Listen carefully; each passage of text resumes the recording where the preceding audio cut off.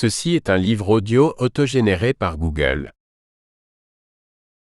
Les éditions Max Milo présentent Comprendre Herbert Marcuse de Denis Colin, illustré par Sébastien Barbara. Herbert Marcuse repose au cimetière des philosophes, à Berlin, non loin de Hegel et Fichte. Symboliquement, c'est sa place, lui qui fut présenté comme le penseur de la révolte de mai 1968. Marcuse a toujours poursuivi un but, penser l'émancipation sans compromis.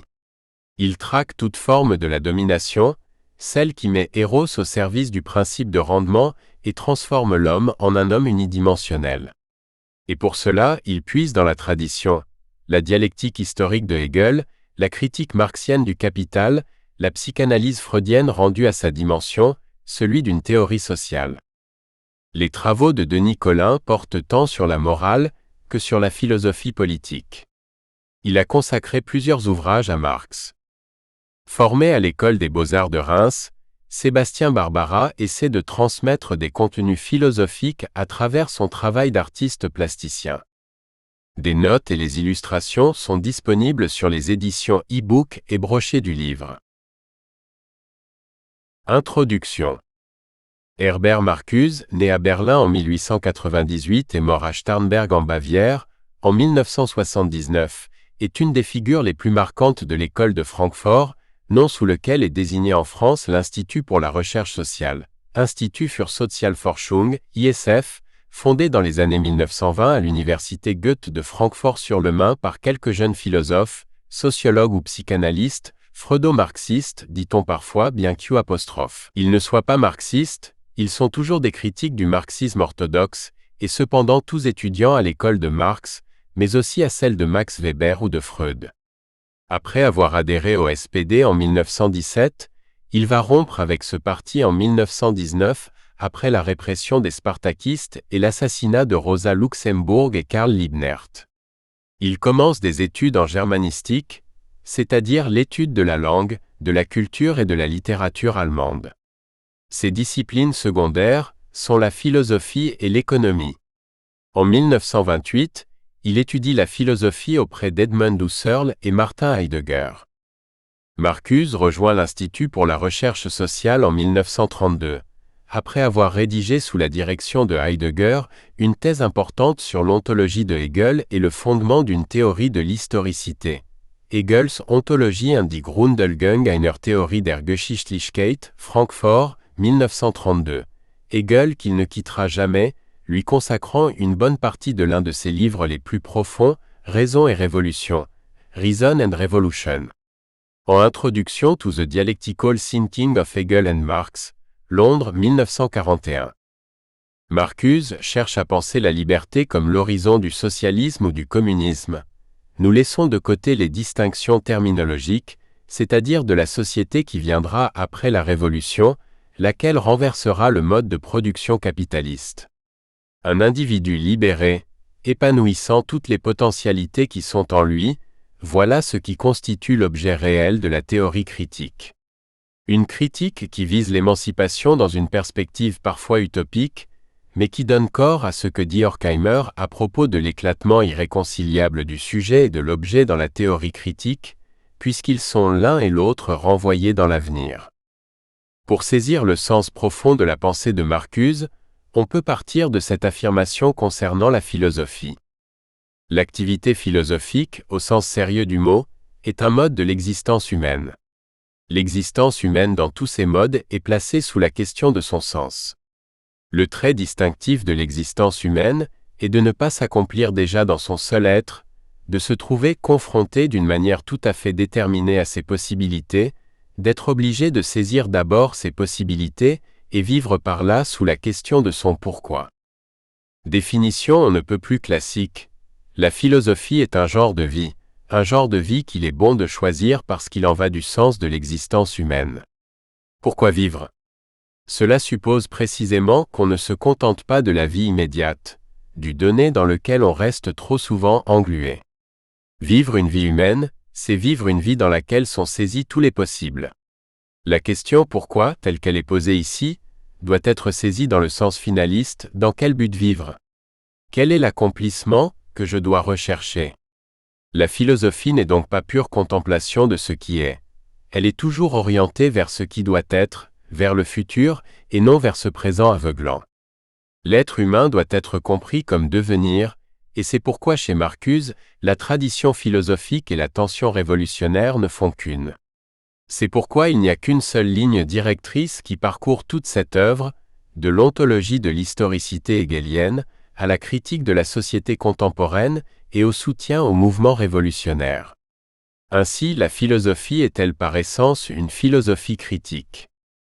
Pourquoi revenir à Marcuse aujourd'hui, alors que sa figure semble engloutie sous les cendres qui recouvrent mai 68?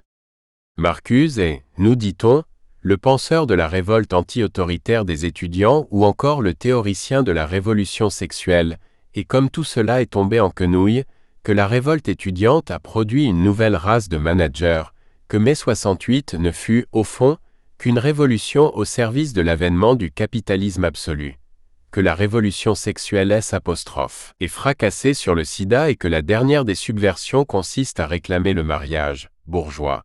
Pour tous, LGBT compris, que venez-vous encore nous parler de ce monsieur Marcuse? Prenons le problème autrement.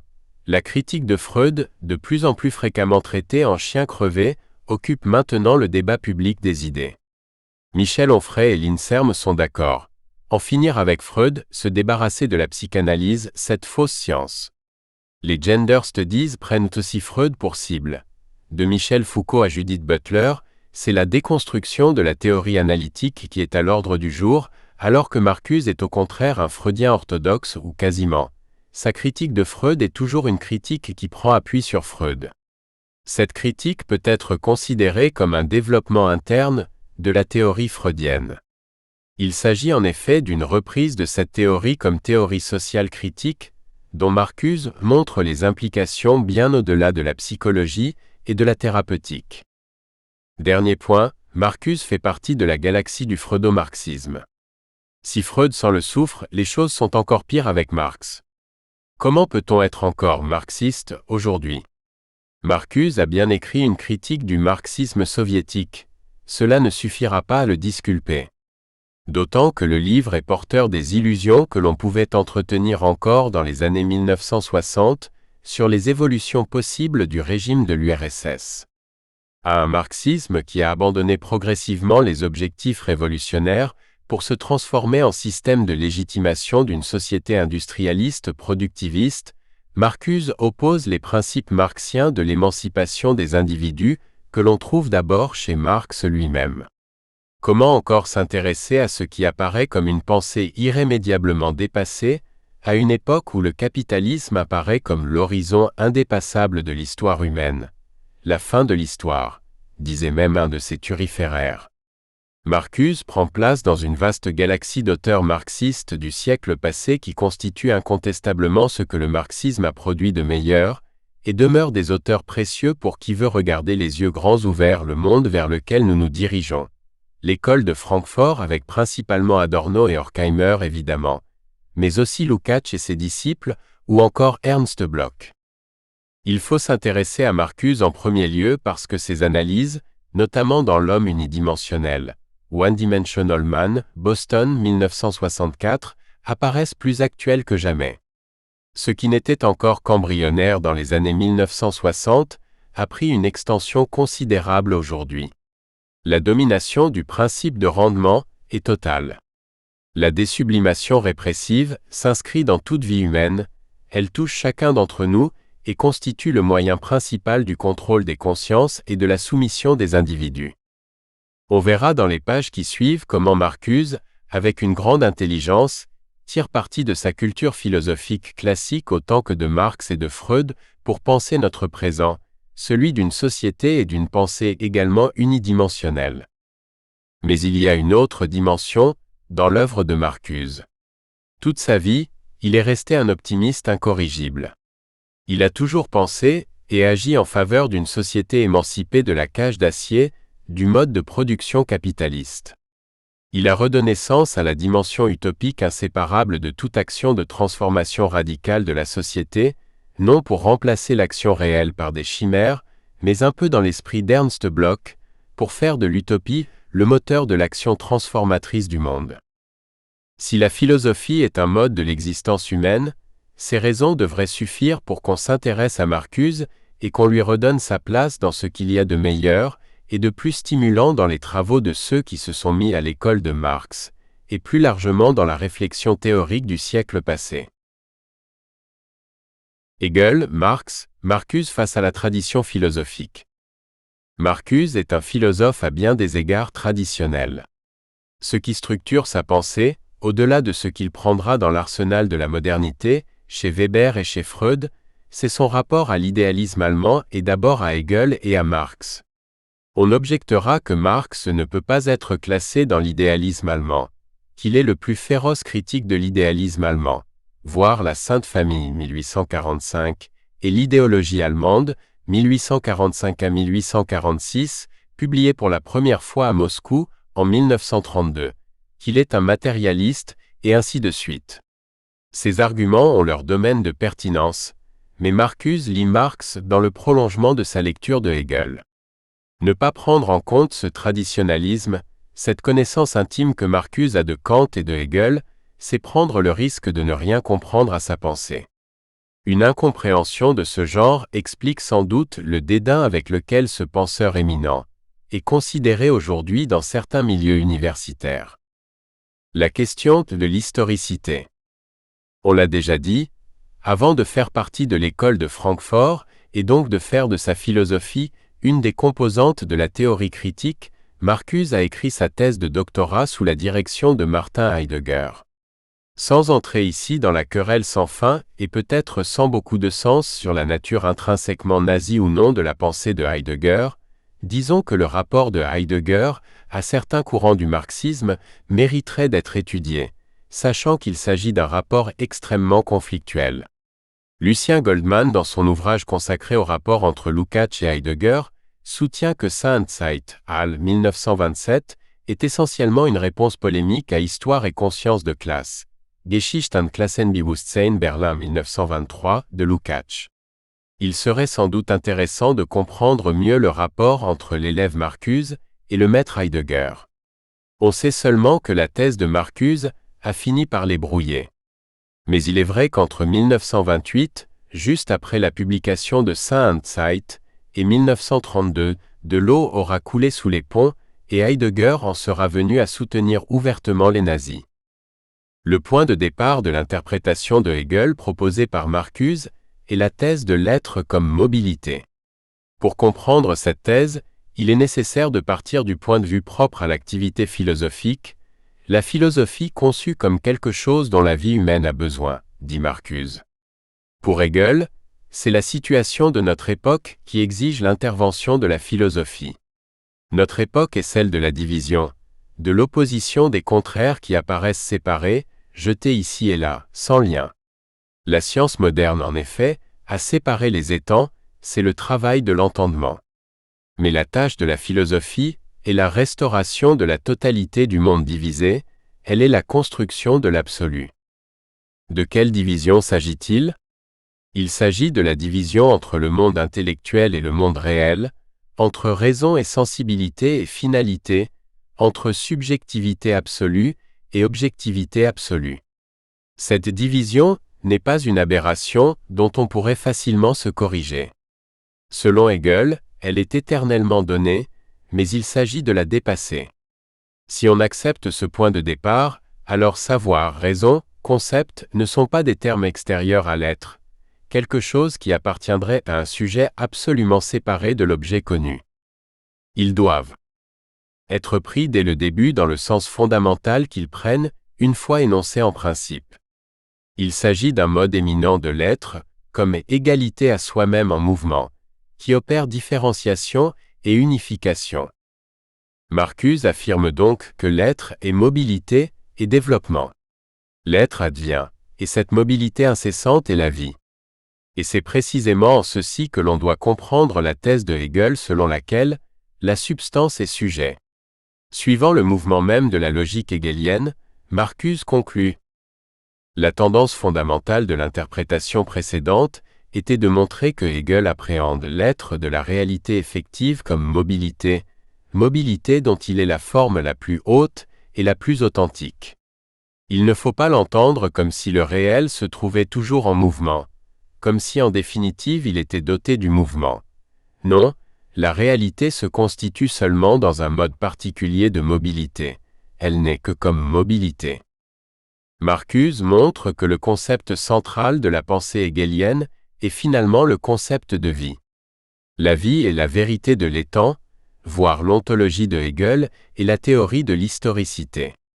Elle est la première figure de l'idée. La condition ontologique, la présupposition du connaître, est pour Hegel l'idée de vie, dans sa figure vraie, comme universalité, comme unité de la subjectivité et de l'objectivité, comme moi et comme monde pénétré de vie. C'est à partir de ce concept de vie que peut se comprendre la réalité plurale de l'advenir, le nous. On sait que pour Hegel, la conscience de soi ne peut réaliser son égalité à soi-même que dans l'altérité, ce que l'on nomme dans les classes de terminale de nos lycées, la dialectique du maître et de l'esclave. On le sait aussi, le mouvement par lequel la conscience de soi atteint sa certitude et sa vérité est la récapitulation du mouvement de l'histoire de la philosophie et du mouvement de l'histoire lui-même. S'il est vrai que la réalisation de la conscience de soi est en elle-même historique, alors la figure dans laquelle la vie est sujet de cet advenir doit être aussi une figure historique. Et en effet, Hegel conclut la perspective ouverte sur la réalité effective de la conscience de soi raisonnable par le concept de peuple libre. Quel rôle cette interprétation de la philosophie hegelienne joue-t-elle dans l'évolution de la pensée de Marcuse? C'est ce que nous allons voir immédiatement en passant au deuxième grand moment hegelien, le plus important, celui de Raison et Révolution, écrit en 1939 et publié en 1941. La préface de l'édition de 1960 de cet ouvrage est justement consacrée à la dialectique et elle commence par la reprise de Hegel. Selon la définition de Hegel, la pensée en vérité, c'est essentiellement la négation de ce qui est devant nous. « Je suis l'esprit qui toujours nie », disait Méphistophélès à Faust dans le drame de Goethe. Mais chez Hegel, il s'agit de comprendre le rôle vital de la négation. C'est précisément parce que la philosophie de Hegel est saturée d'expérience, comme le rappelle Marcuse, qu'on ne peut échapper à cette idée que le monde se contredit. Le sens commun et la science se débarrassent de cette contradiction. Mais la pensée philosophique commence lorsqu'elle reconnaît que les faits réels ne correspondent pas aux notions imposées par le sens commun et par la raison scientifique, bref, lorsqu'elle se refuse à les accepter. Marcuse, cependant, va être amené progressivement à soulever une question qui gît au cœur même de la dialectique hegelienne. Car une véritable dialectique ne doit pas se contenter d'être une critique théorique de la logique conformiste, celle que Castoriadis dénommera « ensembliste identitaire », une critique théorique d'une logique qui ne reconnaît pas les contradictions, mais une véritable dialectique doit aussi être.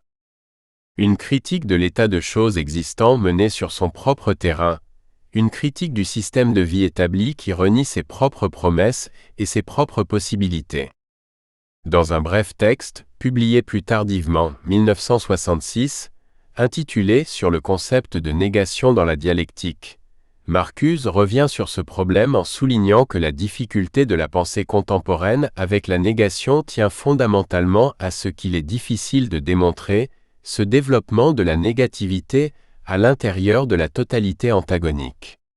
C'est l'absence d'un véritable sujet révolutionnaire pratique, d'une classe révolutionnaire pour soi, capable de développer cette négativité à l'intérieur de la totalité organique que constitue la société capitaliste avancée, qui serait donc à l'origine de la difficulté de la pensée contemporaine, avec la négation, une pensée unilatérale, incapable de saisir ce qu'est le patient travail du négatif, c'est-à-dire du nécessaire dépassement de ce qui est, du fait brut. Mais si on remonte en amont, Marcuse souligne qu'il y a déjà quelque chose de problématique dans la dialectique de Hegel. On a très souvent mis l'accent sur le caractère positif conformiste de la dialectique hegelienne. J'irais jusqu'à dire que dans cette dialectique, la négation prend le caractère d'une apparence, en ce sens qu'à travers toute négation, à travers toute destruction, ce qui se déploie en fin de compte est toujours ce qui est déjà en soi et que la négation élève à un niveau historique supérieur. Cette critique de la dialectique hegelienne rejoint très exactement celle d'Adorno dans la dialectique négative. Négative dialectique, Francfort, 1966. Marcuse ajoute que, contrairement à ce que soutient Althusser, le marxisme ne consiste pas à abandonner la dialectique hegelienne pour se situer sur le terrain du développement réel. Le péché originel du marxisme orthodoxe est justement d'être resté dans l'orbite de la raison idéaliste, de n'avoir pas véritablement rompu avec la conception de l'histoire comme progrès, selon laquelle l'avenir est toujours déjà enraciné à l'intérieur de ce qui existe. La radicalisation de la dialectique que propose Marcuse consiste justement en la rupture avec le passé et l'ordre existant. Ce qui indique les raisons pour lesquelles on retrouvera chez Marcuse une réhabilitation de la dimension utopique du projet révolutionnaire. Dans le texte que nous citons, il se contente de remarquer: il ne s'agit pas là d'une revendication abstraite, mais d'un problème très concret, la question étant de savoir si et dans quelle mesure le stade avancé de la société industrielle occidentale peut servir de modèle pour la construction d'une nouvelle société, au moins en ce qui concerne le fondement technique du développement des forces productives. Nous verrons plus loin quelle solution Marcuse donne à ces questions dans les années 1960 et 1970. Mais dès la préface, ce lien entre la pensée théorique et l'état réel des rapports sociaux, ce que Lukács appellera la genèse sociale des catégories, est clairement établi. Aujourd'hui, ce mode de pensée dialectique est étranger à tout l'univers reçu du discours et de l'action. Il semble appartenir au passé et être réfuté par les réussites de la civilisation technologique. La réalité établie semble promettre et produire suffisamment pour repousser ou pour absorber toutes les alternatives. L'oubli de la dialectique est tout simplement l'autre face de l'acceptation de la réalité telle qu'elle est, et l'impossibilité de la transformer. Écrit alors que semblaient encore exister de puissants mouvements antisystémiques opposés au mode de production capitaliste, ces mots de Marcuse semblent encore bien plus vrais pour aujourd'hui, où l'exaltation du changement et de la révolution n'est que l'exaltation du changement à l'intérieur de rapports sociaux inchangés et dont on postule qu'ils sont tout simplement inchangeables. Quel est donc ce cœur de la dialectique qu'il faut conserver et développer? Marcuse en donne une formulation. Le pouvoir de la pensée négative est la force motrice de la pensée dialectique employée comme instrument pour analyser le monde des faits, dans les termes mêmes de son inadéquation interne. La formulation paraîtra vague, comme le reconnaît l'auteur. Elle souligne tout de même quelque chose de capital. Parler de l'inadéquation interne à la réalité, c'est déjà émettre un jugement de valeur. Or, la pensée dialectique détruit l'opposition a priori de la valeur et du fait, en interprétant tous les faits comme les étapes d'un seul et même processus. Dans ce processus, sujet et objet sont si intimement liés que la vérité ne peut être déterminée que dans la totalité sujet-objet. Tous les faits expriment le connaître de même que le faire. Ils traduisent continuellement le passé dans le présent et les objets contiennent ainsi la subjectivité dans leur structure même. De là Marcuse retourne à Hegel en soutenant qu'il s'agit de comprendre comment la subjectivité constitue l'objectivité. Comme nous avons eu l'occasion de le montrer à plusieurs reprises, les catégories de la pensée de Marx sont essentiellement des catégories critiques et n'ont de sens que dans la mise au grand jour de l'écart et même de l'abîme entre la réalité présente et le possible, l'advenir de l'homme. Réduire la théorie de Marx à une science de fait, comme l'a entrepris Althusser par exemple, c'est l'émasculer complètement, la transformer en un accessoire usagé, mis en vente dans le grand bazar des théories obsolètes. Pour un économiste qui s'en tient aux faits, à la réalité, telle que le sens commun la lui donne, le concept d'exploitation n'a pas de sens, sauf éventuellement dans le cas où l'un des deux contractants sur le marché du travail abuserait de sa force pour extorquer à son partenaire des conditions contraires aux lois du marché. Pour Marx, au contraire, l'exploitation du travail, c'est-à-dire l'extorsion du travail gratis, est le mode de fonctionnement normal du mode de production capitaliste, quand rien ne vient perturber de l'extérieur ses lois immanentes.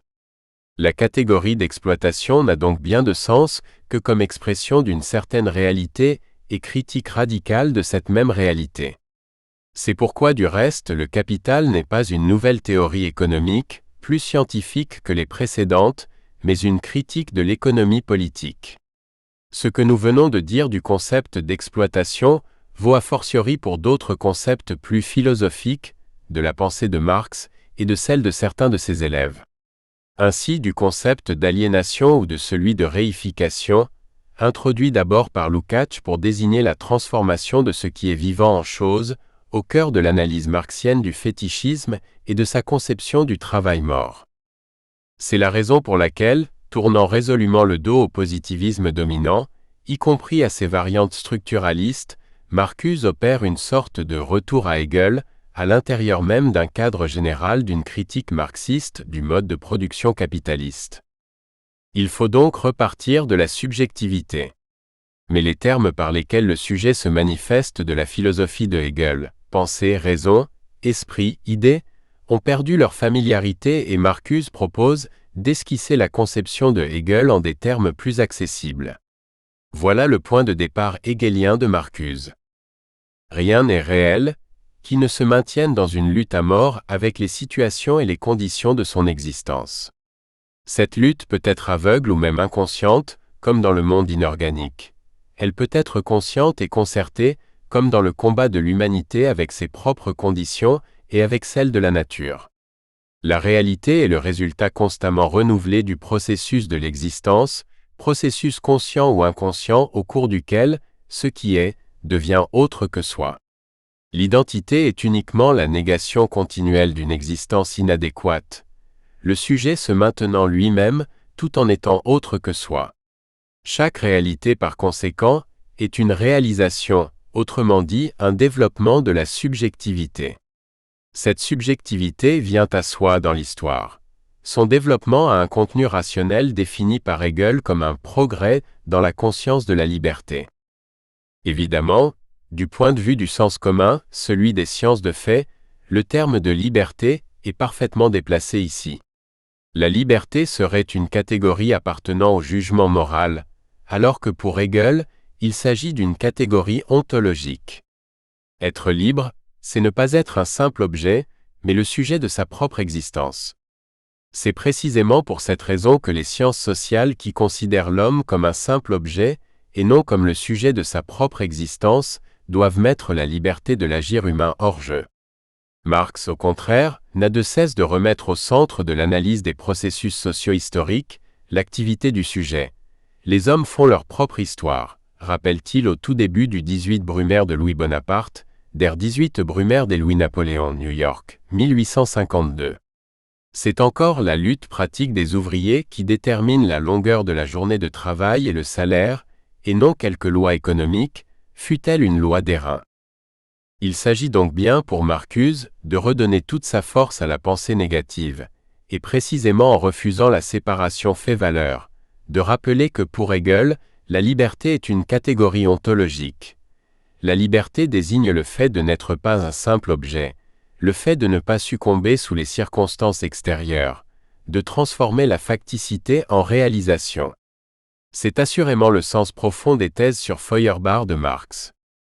Rappelons ici quelques-unes de ces thèses.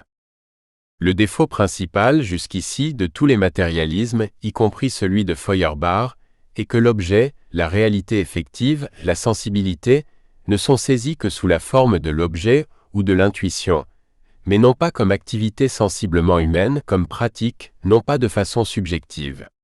C'est pourquoi le côté actif fut développé de façon abstraite, en opposition au matérialisme, par l'idéalisme, qui naturellement ne connaît pas l'activité réelle effective, sensible, comme telle.